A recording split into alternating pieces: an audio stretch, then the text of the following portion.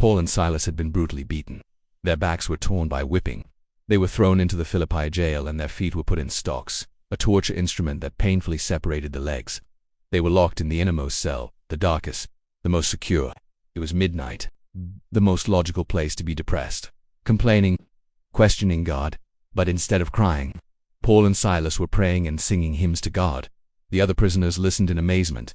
How could they sing in the midst of such pain? Suddenly, there was an earthquake so violent that the foundations of the prison shook. All the doors opened, all the chains of all the prisoners came loose. It was total chaos.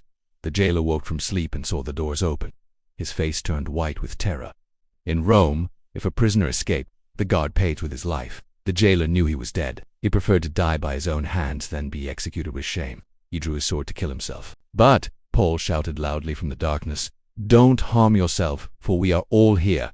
The jailer couldn't believe it.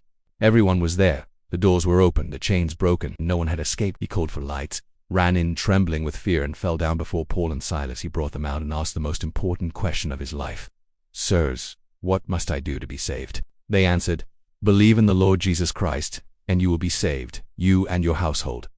That same night, at that hour, the jailer took them to his house. He washed their wounds, the same wounds the system he represented had caused them. Then he and all his family were baptized immediately. He set food before them and rejoiced with his whole household that he had believed in God. The man who hours before was their torturer was now their brother. The man who had locked them in stocks now washed their wounds. The man who represented the system persecuting them was now part of God's family. The teaching, "Your worship at midnight can save someone on the verge of suicide." Paul and Silas weren't singing to feel better. They sang because they trusted. And their worship in the midst of pain unleashed an earthquake.